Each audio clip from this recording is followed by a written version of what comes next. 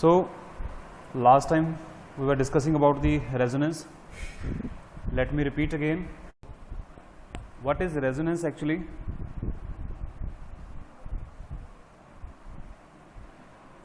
As I earlier said कि ये एक ऐसा फिनोमेना है जो कि कुछ ऐसे मॉलिक्यूल्स के लिए बनाया गया था जिसमें अगर उस कंपाउंड की अगर एक से ज़्यादा स्ट्रक्चर एग्जिस्ट करती हैं, ठीक है, तो अगर हम उनकी प्रॉपर्टीज़ को स्टडी करते हैं तो ये देखा गया कि अगर उसकी एक स्ट्रक्चर जो है उसकी कुछ प्रॉपर्टीज़ को एक्सप्लेन करती है तो दूसरी स्ट्रक्चर जो है वो उसकी बाकी प्रॉपर्टीज़ को एक्सप्लेन करती है। तो मीन्स जो दो स्ट्रक्चर की हम बात कर रहे हैं वो दोनों स्ट्रक्चर ही क्या है, उस मॉलिक्यूल की, उस कंपाउंड की एक्चुअल स्ट्रक्चर नहीं होगी, ठीक है।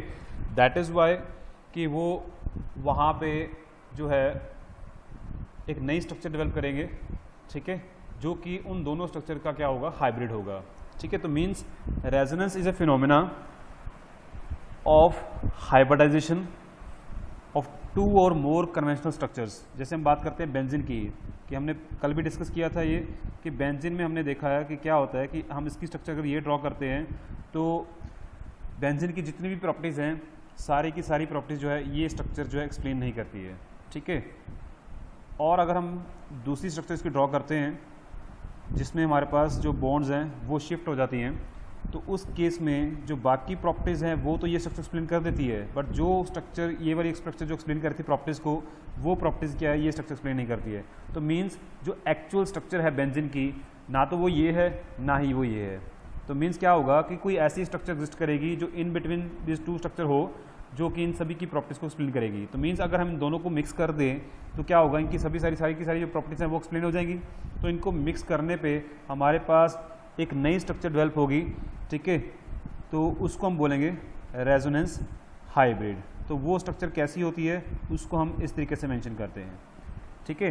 This is known as the resonance hybrid, और सिंपली हाइब्रिड स्ट्रक्चर भी हम कह देते हैं इनको।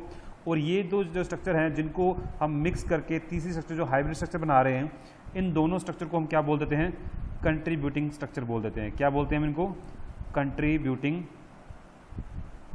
Structures, okay. कंट्रीब्यूटिंग भी कहते हैं और कैनोनिकल स्ट्रक्चर्स भी कहते हैं, ठीक है। अब जो कंट्रीब्यूटिंग स्ट्रक्चर्स होती हैं उनको हमने जब भी लिखना होता है तो उनको हम इस डबल साइडेड एरो से हम रिप्रेजेंट करते हैं, और जब रेजोनेंस हाइब्रिड लिखते हैं तो उसमें हम ये 3 लाइन लगाते हैं, ठीक है। तो ये रिप्रेजेंट करता है कि इन दोनों का मिक्सचर को है ये अपना हाइब्रिड बना रहा है, ठीक है। तो ये हमारा रेजोनेंस का फिनोमेना यहाँ से आया था। अब और मॉलिक्यूल्स कौन कौन से हैं जिनमें ये रेजोनेंस एग्जिस्ट करता है वो हम देखते हैं। जैसे हम बात करते हैं कार्बन डाइऑक्साइड की, ठीक है। तो कार्बन डाइऑक्साइड की जो फॉर्मूला है दैट इज CO2। तो इसको एक्चुअली हम लिखते क्या हैं, C डबल बॉन्ड O और C डबल बॉन्ड O, ठीक है। तो यहाँ पे दोनों ऑक्सीजन के पास क्या, हमारे पास लोन पेयर्स ऑफ इलेक्ट्रॉन्स हैं। तो अब ये देखा गया कि अगर कार्बन और ऑक्सीजन के अंदर डबल बॉन्ड है तो इसकी जो बॉन्ड लेंथ होनी चाहिए, कार्बन ऑक्सीजन की जो डबल बॉन्ड लेंथ है वो एक्चुअल में मींस अगर कार्बन और ऑक्सीजन अकेले एग्जिस्ट करते हैं, अगर दूसरा ऑक्सीजन ना हो यहाँ पे, तो उस टाइम जो कार्बन ऑक्सीजन के अंदर जो प्योर कार्बन ऑक्सीजन की डबल बॉन्ड है उसकी जो बॉन्ड लेंथ होती है, ठीक है, वो कितनी होती है, that is around 122 picometre. That is the actual carbon oxygen double bond length, ठीक है। बट इस केस में क्या देखा गया, कार्बन डाइऑक्साइड के केस में, कि जो बॉन्ड लेंथ है that is less than 122 picometre. वो कितनी आती है, दैट इज़ अराउंड 115 पिकोमीटर्स। तो मीन्स क्या हुआ कि इसका जो डबल बॉन्ड शो हो रही है दोनों में, तो यहाँ पे डबल बॉन्ड नहीं होगी, तो क्या होगा वहाँ पे, तो इसकी बनाई गई फिर कुछ कंट्रीब्यूटिंग स्ट्रक्चर्स, ठीक है। तो वो क्या स्ट्रक्चर थी कि oxygen single bond, carbon triple bond, ये स्ट्रक्चर हो सकती है, ओके। या फिर हमारे पास क्या हो सकती है, ये हो सकती है, ठीक है। तो यहाँ पे नेगेटिव चार्ज होगा, यहाँ पे अब पॉजिटिव चार्ज आ जाएगा और यहाँ पे नेगेटिव चार्ज आ जाएगा, ठीक है। साथ में इसकी हमारी ये भी एक्चुअल जो स्ट्रक्चर लिखते हैं, ठीक है, ये भी आ जाएगी। मीन्स कार्बन डाइऑक्साइड की 3 जो स्ट्रक्चर्स हैं वो कंट्रीब्यूट करके हमें कुछ नई स्ट्रक्चर देती हैं, ठीक है। तो जिसमें पता लगता है कि हमारे पास क्या है, अभी ये जो कार्बन ऑक्सीजन की जो डबल बॉन्ड है, ये डबल बॉन्ड नहीं होती, इसमें क्या होता है, थोड़ा सा ट्रिपल बॉन्ड कैरेक्टर आ जाता है, ठीक है। अब यहाँ पे भी हमने देखा यहाँ पे ट्रिपल बॉन्ड कैरेक्टर आ रहा है, यहाँ पे भी हमने देखा यहाँ पे ट्रिपल बॉन्ड कैरेक्टर आ रहा है। तो because of the triple bond character in these bonds, so जो एक्चुअल हम कार्बन ऑक्सीजन की बॉन्ड हम मान के चल रहे थे डबल बॉन्ड, वो डबल बॉन्ड नहीं होती। तो यहाँ पे हम देख रहे हैं डबल बॉन्ड है, यहाँ पे हमारे पास उसी कार्बन ऑक्सीजन में ट्रिपल बॉन्ड आ रहा है। और सिमिलरली इस कार्बन ऑक्सीजन की बॉन्ड की बात करते हैं तो यहाँ पे हमारे पास क्या आ रहा है, ट्रिपल बॉन्ड कैरेक्टर आ रहा है। तो मीन्स हर कार्बन ऑक्सीजन की बॉन्ड जो है उसमें ट्रिपल बॉन्ड कैरेक्टर है। मीन्स ना तो वो डबल बॉन्ड है प्योरली, ना ही वो क्या है ट्रिपल बॉन्ड है, ठीक है। तो पार्शली ट्रिपल बॉन्ड कैरेक्टर है, पार्शली क्या डबल बॉन्ड कैरेक्टर है। दैट इज़ वाई जो बॉन्ड लेंथ है उसकी वो क्या हो रही है, हमारी शिफ्ट हो जाती है, वो कम हो जाती है, ठीक है। यही केस हमने बेंजीन में भी देखा था। तो बेंजीन में क्या था कि अगर हम बात करते हैं कि ये जो कार्बन कार्बन के बीच में सिंगल बॉन्ड है और ये जो कार्बन कार्बन के बीच में क्या डबल बॉन्ड है, अब यहाँ पे इन दोनों के बीच में डबल बॉन्ड आ रही है, दूसरी स्ट्रक्चर में यहाँ पे सिंगल बॉन्ड है, ठीक है। अगर हम इसकी बात करते हैं यहाँ पे सिंगल बॉन्ड है, तो यहाँ पे क्या आ रही है, डबल बॉन्ड आ रही है। तो मीन्स क्या हुआ कि यहाँ पे अगर एक स्ट्रक्चर में ये डबल बॉन्ड है, वहाँ पे सिंगल बॉन्ड है, तो वहाँ पे क्या होगा कि ना तो ये डबल बॉन्ड रहेगी पूरी, ना ही यहाँ पे क्या रहेगी, सिंगल बॉन्ड रहेगी। तो इसलिए हमारा जो रेजोनेंस हाइब्रिड आता है उसमें हम क्या देखते हैं कि इसमें जो 6 की 6 बॉन्ड्स हैं, ना तो वो प्योरली सिंगल बॉन्ड्स हैं, ना ही प्योरली क्या वो डबल बॉन्ड्स हैं। तो इन बिटवीन कैरेक्टर आता है।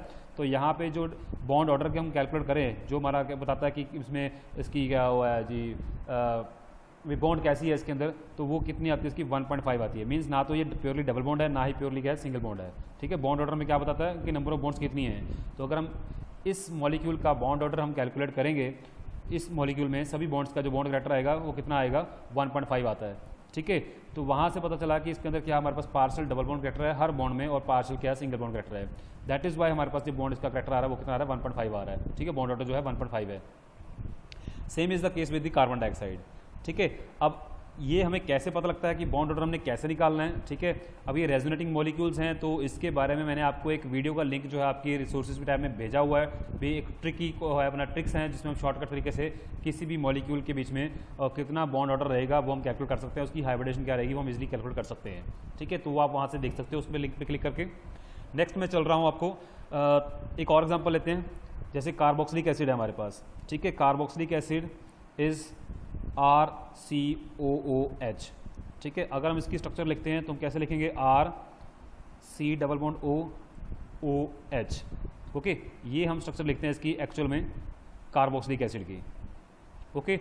बट इसकी ये एक्चुअल स्ट्रक्चर ऐसी नहीं होती है। क्या होता है कि ये दो ऑक्सीजन के बीच में ये डबल बॉन्ड क्या रहती है, घूमती रहती है। तो इसकी दूसरी रेजोनेंस स्ट्रक्चर क्या बनती है हमारे पास, दैट इज़ RCO। यहाँ पे क्या आता है हमारे पास, नेगेटिव, और यहाँ पे क्या आ जाता है, ये डबल बॉन्ड आ जाती है, ठीक है। यहाँ पे क्या आ जाएगा, पॉजिटिव चार्ज आ जाएगा। तो इस तरीके से हमारे पास क्या होता है कि कार्बोक्सिलिक एसिड में भी हमारे पास रेजोनेंस होती है। और अगर हम बात करते हैं 1,3-ब्यूटाडाइन की, ठीक है। 1,3-ब्यूटाडाइन क्या होता है, one three butadiene that is CH2 double bond CH single bond CH double bond CH2, ठीक है। 4 कार्बन का कंपाउंड है दैट इज़ ब्यूट, और 2 डबल बॉन्ड्स हैं। कौन कौन सी पोजीशन पे है, 1 पोजीशन पे और 3 पोजीशन पे, that is known as the one three butadiene. अगर हम इसकी बात करें तो इसमें क्या होता है कि ये जो 1,3-ब्यूटाडाइन है इसके अंदर हमने देखा है भी जो इसके अंदर ये डबल बॉन्ड है, ये भी डबल बॉन्ड है, ये भी डबल बॉन्ड है, और यहाँ पे सिंगल बॉन्ड है। बट एक्चुअल में जो इसकी बॉन्ड लेंथ हमने स्टडी की है एक्सरे डिफ्रैक्शन से, तो वहाँ से पता चला हमें कि ये जो सिंगल बॉन्ड है वो एक्चुअल में सिंगल बॉन्ड नहीं है, और ये जो डबल बॉन्ड्स हैं वो डबल बॉन्ड नहीं है। तो क्या हुआ कि इसमें भी क्या आता है हमारे पास, रेजोनेंस होता है। भी क्या हो कि अगर ये डबल बॉन्ड यहाँ से शिफ्ट हो जाए, ठीक है, कहाँ शिफ्ट होएगी हमारे पास, यहाँ पे शिफ्ट हो सकती है। तो क्या बन जाएगा हमारे पास, अगर ये यहाँ पे चली जाएगी तो इसके ऊपर पॉजिटिव चार्ज आ जाएगा, ठीक है। तो मैं यहाँ पे लिख देता हूँ कि इस कार्बन के ऊपर क्या आ गया, पॉजिटिव चार्ज आ गया। यहाँ पे सिंगल बॉन्ड आ गई, CH है, तो यहाँ पे क्या आ जाएगी, डबल बॉन्ड आ जाएगी। तो ये डबल बॉन्ड आ गई यहाँ पे CH आ गया। अब जब यहाँ से डबल बॉन्ड यहाँ शिफ्ट हो जाएगी तो इस कार्बन के साथ कितनी बॉन्ड्स हो जाएंगी, 2 बॉन्ड्स ये बनी हुई हैं, 2 यहाँ बनेंगी और एक हाइड्रोजन रहेगा, तो 5 बॉन्ड हो जाएंगी। तो कार्बन की वैलेंसी में पता है कि 4 वैलेंसी होती है, तो 4 ही बॉन्ड बना सकता है। तो क्या होगा, ये वाले इलेक्ट्रॉन क्या करेंगे, इस कार्बन के ऊपर शिफ्ट हो जाएंगे। तो मीन्स यहाँ पे हमारे पास CH2 नेगेटिव आ जाएगा। और क्या हो सकता है कि ये वाले इलेक्ट्रॉन यहाँ ना शिफ्ट हो, ये वाले इलेक्ट्रॉन शिफ्ट हो जाएं। अगर ये इलेक्ट्रॉन यहाँ पे शिफ्ट होते हैं तो ये इलेक्ट्रॉन यहाँ चले जाएंगे, तो यहाँ पे नेगेटिव चार्ज आ जाएगा, यहाँ पे पॉजिटिव चार्ज आ जाएगा। तो वो स्ट्रक्चर क्या बन जाएगी, CH2 positive, CH double bond CH और CH2 यहाँ पे आ गया हमारे पास नेगेटिव। मीन्स 1,3 ब्यूटाडाइन की हमारे पास ये 2 एक्स्ट्रा कंट्रीब्यूटिंग स्ट्रक्चर्स हैं, ठीक है। तो इससे हमें पता चलता है कि इसमें जो हर बॉन्ड है उसमें क्या आएगा, हमारे पास पार्शियल डबल बॉन्ड कैरेक्टर आ रहा है, कोई भी कंप्लीटली डबल बॉन्ड नहीं है, कोई भी कंप्लीटली सिंगल बॉन्ड नहीं है, ठीक है। तो इस तरीके से हमारे पास बहुत सारे यहाँ पे मॉलिक्यूल्स हैं जिनसे हमें पता चलता है कि इन किन किन मॉलिक्यूल्स में हमारे पास रेजोनेंस फिनोमेना वहाँ पे ऑपरेट हो रहा है। तो क्या क्या कंडीशंस हैं भी किस मॉलिक्यूल में रेजोनेंस होगी और कौन सी मॉलिक्यूल जो है ज़्यादा कंट्रीब्यूटिंग होगी, कौन सी स्ट्रक्चर जो है स्टेबल होगी, वो सब हम डिस्कस करेंगे। कैसे पता चलेगा कौन कौन सी कंडीशंस हैं जिसमें हम रेजोनेंस बना सकते हैं, मॉलिक्यूल्स में शो कर सकते हैं, ठीक है। तो next topic is the conditions, ठीक है, कंडीशंस ऑफ रेजोनेंस, ठीक है जी। तो सबसे पहली क्या कंडीशन है कि हमारे पास जितने भी कंट्रीब्यूटिंग स्ट्रक्चर्स हैं, ठीक है, तो उनमें पोजीशन ऑफ इलेक्ट्रॉन है उसमें वो डिफर कर सकते हैं, जो एटम्स का रिलेटिव अरेंजमेंट है, ठीक है, और उनकी जो हाइब्रिडाइजेशन है वो चेंज नहीं होनी चाहिए, वो सेम रहनी चाहिए। ओके, जैसे मैं फिर से बात करता हूँ कि हमने बात की थी अभी 1,3 ब्यूटाडाइन की, जो कि हमारे पास ये है CH डबल बॉन्ड CH। अगर हम बात करते हैं इस सभी कार्बन जो है यहाँ पे sp2 हाइब्रिडाइज्ड है, ठीक है, और ये 4 कार्बन की चेन है, तो नेक्स्ट जो इसकी स्ट्रक्चर बनेगी, कंट्रीब्यूटिव स्ट्रक्चर बनेगी, उसमें इलेक्ट्रॉन की पोजीशन चेंज हो सकती है बट एटम की पोजीशन चेंज नहीं होगी। तो यहाँ पे क्या लिख देते हैं हम, नेगेटिव लिख देते हैं, यहाँ पे हमारे पास क्या आ जाएगा, CH2 नेगेटिव आ जाएगा। ओके, बट यहाँ पे CH2 है, मीन्स अगेन ये sp2 कार्बन है, ये भी sp2 कार्बन है, ये भी sp2 कार्बन है, ये भी sp2 कार्बन है।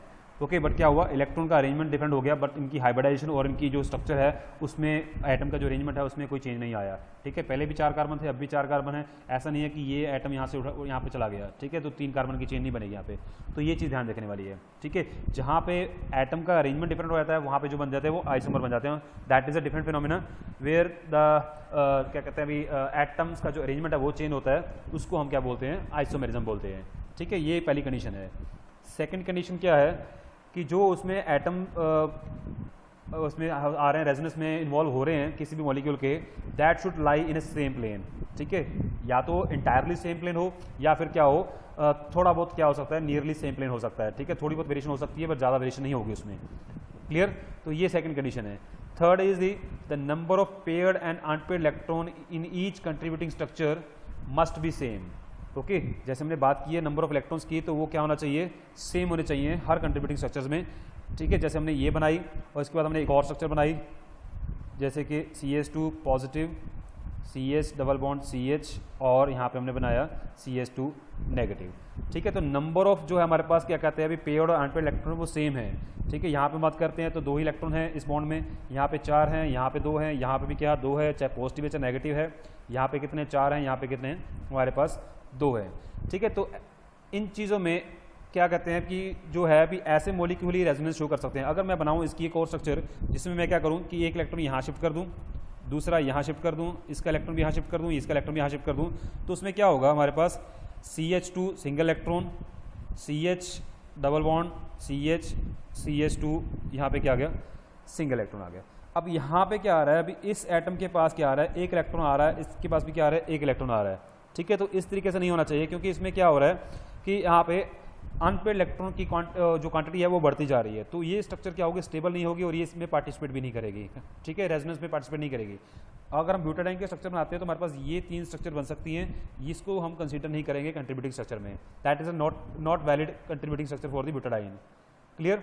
तो नेक्स्ट है फोर्थ हमारे पास जो कंडीशन है, दैट इज भी जितनी भी कंट्रीब्यूटिंग स्ट्रक्चर है उनमें जो नंबर ऑफ वैलेंस इलेक्ट्रॉन हो वो क्या हो, करेक्ट नंबर शो करें, ठीक है।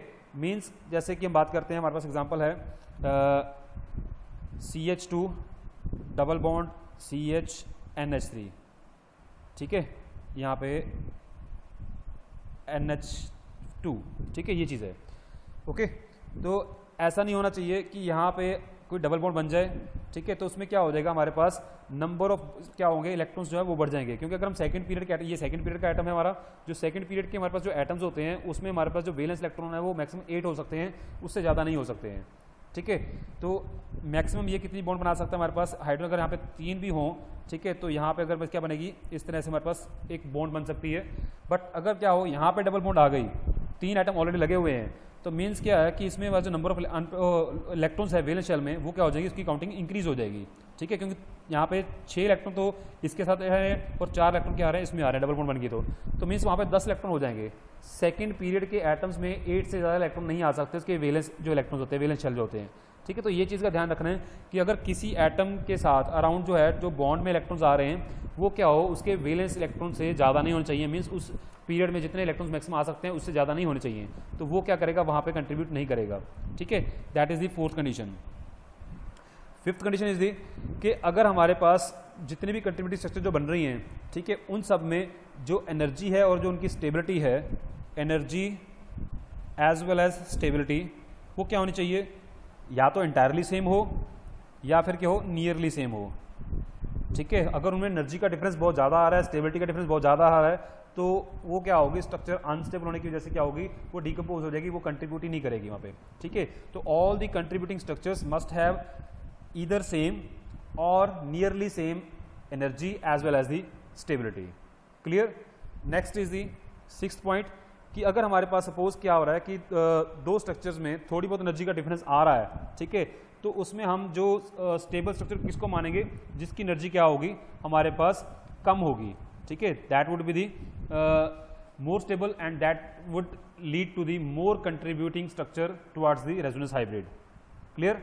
मीन्स हमने वहाँ पे चेक करना है कि अगर एनर्जी डाटा गिवन है तो हमने सबकी एनर्जी वहाँ पे देखनी है भी किसकी एनर्जी सबसे लो है, तो वो क्या रहेगी, हमारी सबसे ज़्यादा कंट्रीब्यूटिंग स्ट्रक्चर रहेगी, उसकी कंट्रीब्यूशन क्या रहेगी, ज़्यादा रहेगी किसमें, रेजोनेंस हाइब्रिड बनाने में। ओके, तो next is the relative stability. अब रिलेटिव स्टेबिलिटी जो हमने बात की है वो हम कैसे मेजर करेंगे, भी पता कैसे चलेगा भी किस मॉलिक्यूल की जो स्टेबिलिटी है वो ज़्यादा होगी, किसकी जो है कम होगी। तो उसके लिए हमारे पास कुछ एक पॉइंट्स हैं, फिर रिलेटिव स्टेबिलिटी हमने कैसे फाइंड आउट करनी है। भी सपोज अगर हमारे पास 3-4 कंट्रीब्यूटिंग स्ट्रक्चर बन रही है तो उनमें से रिलेटिवली स्टेबल कौन है वो हमने चेक करना है।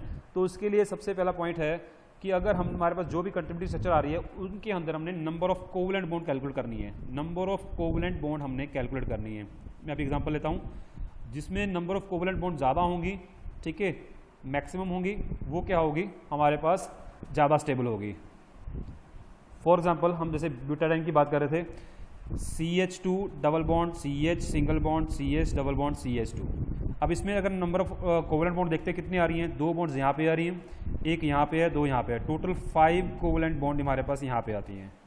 अगर हम इसकी कंट्रीब्यूटिंग स्ट्रक्चर बनाते हैं जिसमें हमने देखा था कि एक साइड पे पॉजिटिव चार्ज है और दूसरी साइड पे क्या हमारे पास नेगेटिव चार्ज है। अब यहाँ पे हमारे पास टोटल क्या आ रही है, 4 कोवलेंट बॉन्ड आ रही हैं। ठीक है, देयर आर 4 कोवलेंट बॉन्ड्स। तो वहाँ पे क्या है, this structure would be less stable and the structure with maximum number of covalent bond that would be the more stable, that would be the more stable. Clear. Next है कि अगर हमारे पास separation of charge जहाँ पे आ रहा है वो भी एक हमारा फैक्टर है कि हम सेपरेशन ऑफ चार्ज से भी इसको फाइंड आउट कर सकते हैं। भी अगर सेपरेशन ऑफ चार्ज है वहाँ पे, separation of charge leads to the lesser stability. Okay, अगर हमारे पास कोई ऐसा मॉलिक्यूल है जिसके अंदर क्या अभी चार्ज सेपरेशन नहीं हो रही है और दूसरे मॉलिक्यूल में चार्ज सेपरेशन हो रही है, तो वहाँ पे वो जिसमें चार्ज सेपरेशन हो रही होगी that would be less stable. For example जैसे हमने ऊपर भी देखा, यहाँ पे चार्ज सेपरेशन हो रही है, पॉजिटिव लग हो रहा है, नेगेटिव लग हो रहा है, तो ये लेस स्टेबल है। एक मैं और मॉलिक्यूल लेता हूँ, जैसे हमने एसिड का केस किया था, उसमें क्या था, एक हमारे पास ये है केस कार्बोक्सिलिक एसिड, जिसमें हमारे पास क्या है भी कोई भी चार्ज सेपरेशन नहीं है, तो ये क्या होगी, ज़्यादा स्टेबल हो जाएगी। दूसरी साइड पे हमारे पास हमने दूसरा मॉलिक्यूल बनाया था जिसमें हमने देखा था भी क्या हो रहा है, यहाँ पे नेगेटिव चार्ज है और यहाँ पे हमारे पास क्या आ रहा है, पॉजिटिव चार्ज आ रहा है। ठीक है, तो जहाँ पे पॉजिटिव चार्ज और नेगेटिव चार्ज सेपरेट हो रहे हैं वहाँ पे वो स्ट्रक्चर क्या रहेगी, लेस स्टेबल रहेगी। जिसमें कोई भी चार्ज सेपरेशन नहीं हो रही that would be the more stable. Clear. तीसरा पॉइंट ये है कि अगर हमारे पास, हमने ये भी देख सकते हैं कि हमारे पास अगर इलेक्ट्रोनेगेटिव एटम्स में डिफरेंस आ रहा है तो वहाँ पे चार्ज अगर सेपरेशन हो रही है, ठीक है, तो वहाँ पे हमने ये देखना है कि अगर 2 मॉलिक्यूल्स में चार्ज सेपरेशन हो रही है फिर भी वो स्टेबल है, तो उनमें से कौन स्टेबल होगा, जिस एटम की इलेक्ट्रोनेगेटिविटी कम होगी वहाँ पे पॉजिटिव चार्ज ज़्यादा स्टेबल रहेगा, जिसमें इलेक्ट्रोनेगेटिव एटम के ऊपर क्या रहेगा, पॉजिटिव चार्ज आ जाएगा, तो वहाँ पे वो स्टेबल नहीं रहेगा। फॉर एग्जांपल जैसे हम बात करते हैं, हमारे पास कार्बोनाइल कंपाउंड्स हैं, ठीक है, ये हमारे पास एक कंपाउंड है कीटोन। ओके, अब ये तो हमें पता है भी ये तो स्टेबल है ही है, मोस्ट स्टेबल रहेगा क्योंकि इसको चार्ज सेपरेशन नहीं है। अब इसकी कंट्रीब्यूटिंग स्ट्रक्चर क्या बन सकती है कि ये इलेक्ट्रॉन यहाँ शिफ्ट हो जाए और इसके ऊपर पॉजिटिव चार्ज आ जाए। ठीक है, तो ये भी हो सकता है। इसमें नेगेटिव चार्ज आ गया और यहाँ पे क्या आ गया, पॉजिटिव चार्ज आ गया। और दूसरा क्या हो सकता है कि ये इलेक्ट्रॉन यहाँ पे शिफ्ट कर जाए, इसके ऊपर पॉजिटिव चार्ज आ जाए, इसके ऊपर नेगेटिव चार्ज आ जाए, तो ये इसकी स्ट्रक्चर बन जाएगी दूसरी, जिसमें ऑक्सीजन के ऊपर नेगेटिव चार्ज है और कार्बन के ऊपर क्या है, पॉजिटिव चार्ज है। ठीक है, अब यहाँ से देख के हम बता सकते हैं कि यहाँ पे कार्बन और ऑक्सीजन में who is the most electronegative atom, oxygen is the most electronegative atom among these two atoms. तो इलेक्ट्रोनेगेटिव एटम के ऊपर क्या आ रहा है, यहाँ पे पॉजिटिव चार्ज आ रहा है। दूसरे केस में इलेक्ट्रोनेगेटिव एटम के ऊपर क्या आ रहा है, हमारे पास नेगेटिव चार्ज आ रहा है। तो मीन्स कि इलेक्ट्रोनेगेटिव एटम्स की टेंडेंसी रहती है कि वो इलेक्ट्रॉन को अपनी तरफ खींचते हैं, तो उनके ऊपर नेगेटिव चार्ज वहाँ पे स्टेबल रहता है। ठीक है, तो यहाँ पे ये स्ट्रक्चर क्या रहेगी, स्टेबल रहेगी। ओके, ये क्या रहेगी, अनस्टेबल रहेगी। और you can say this is a more stable, this is a less stable and this is a most stable. Okay, जिसमें चार्ज सेपरेशन नहीं है वो तो स्टेबल है ही है, that is a most stable structure. Then out of these two structures where the charge separation is occurring on, तो वहाँ पे क्या देखना है हमने कि अगर इलेक्ट्रोनेगेटिव एटम के ऊपर क्या आ रहा है, नेगेटिव चार्ज आएगा तो वो ज़्यादा स्टेबल होगा, जिसके ऊपर अगर इलेक्ट्रोनेगेटिव एटम के ऊपर पॉजिटिव चार्ज आ रहा है वो क्या रहेगी, लेस स्टेबल रहेगी। तो ये भी कंसेप्ट है, हम किसी भी मॉलिक्यूल की रिलेटिव स्टेबिलिटी को यहाँ से जज कर सकते हैं। ठीक है, तो ये चीज़ हमने यहाँ पे ध्यान देना है। नेक्स्ट है properties of the resonance hybrid. अगर हमारे पास जो रेजोनेंस हाइब्रिड बन रहा है तो उसकी क्या क्या प्रॉपर्टीज़ है, वो क्या क्या मॉलिक्यूल में जो है नए नए फीचर लेके आता है। ठीक है, क्या उसकी कैरेक्टरिस्टिक्स प्रॉपर्टीज़ हैं वो हम इसमें स्टडी करेंगे। सबसे पहले आती है इसमें प्रॉपर्टी दैट इज स्टेबिलिटी। ठीक है, तो प्रॉपर्टीज़ में सबसे पहले हम स्टडी करेंगे स्टेबिलिटी। ठीक है, तो सबसे पहले जो है दैट इज स्टेबिलिटी। ठीक है, तो स्टेबिलिटी में कैसे रेजोनेंस हाइब्रिड जो है वो हेल्प करते हैं। जैसे कि हमने बताया था कि सबसे जो ज़्यादा स्टेबल स्ट्रक्चर होती है जो कि रेजोनेंस हाइब्रिड होती है, क्योंकि वो क्या बनती है, बहुत सारी कंट्रीब्यूटिंग स्ट्रक्चर्स को मिला के बनती है, तो उसमें क्या रहेगी, सारी प्रॉपर्टीज़ क्या रहेंगी उसमें इंक्लूडेड रहेंगी। और क्योंकि वो सब स्ट्रक्चर से मिलकर बनी होती है तो उसकी एनर्जी भी क्या होती है, सबसे लेस होती है और वो स्टेबल होती है। ठीक है, तो रेजोनेंस हाइब्रिड सबसे पहले क्या करता है, वहाँ पे स्टेबिलिटी इंट्रोड्यूस करता है। ठीक है, सेकेंड बात आती है रेजोनेंस एनर्जी। ठीक है, भी जो मॉलिक्यूल की एनर्जी है अगर हम उसका रेजोनेंस हाइब्रिड बनाते हैं तो उसमें वो क्या करता है कि उसकी अगर हम एनर्जी निकालते हैं तो वो क्या होती है, रेजोनेंस हाइब्रिड की जो एनर्जी होती है वो सबसे कम होती है। फॉर एग्जांपल अगर हम बेंजीन की बात कर रहे हैं तो बेंजीन की ये जो स्ट्रक्चर है, ठीक है, उस स्ट्रक्चर में क्या हो रहा है कि अगर हम इसकी एनर्जी कैलकुलेट करते हैं तो वो हमने देखी है कि 151 किलो जूल आती है, that is stabilised energy. Means बाकी जो स्ट्रक्चर्स हैं, दीज आर कैनोनिकल स्ट्रक्चर्स और कंट्रीब्यूटिंग स्ट्रक्चर्स, उन स्ट्रक्चर से इनकी जो एनर्जी है, उन स्ट्रक्चर से रेजोनेंस हाइब्रिड की जो एनर्जी है that is 151 kilo joule less. Mean suppose अगर इनकी 200 एनर्जी है, 200 किलो जूल है, तो उसमें से हम इतनी माइनस करेंगे तो बाकी जो एनर्जी रहेगी 49 किलो जूल एनर्जी किसकी रहेगी पर मोल, वो रहेगी रेजोनेंस हाइब्रिड की रहेगी। ठीक है, जो भी इनकी एक्चुअल एनर्जी है उसमें से 150 किलो जूल एनर्जी क्या रहेगी, रेजोनेंस हाइब्रिड की एनर्जी लेस रहेगी। ये बेंजीन का केस देखा गया है।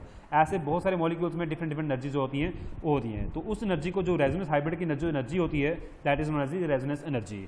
ठीक है, तो इसको हम डिफाइन कैसे करते हैं, what is the resonance energy. The resonance energy is the difference between the energy of the most stabilised structure and the resonance hybrid.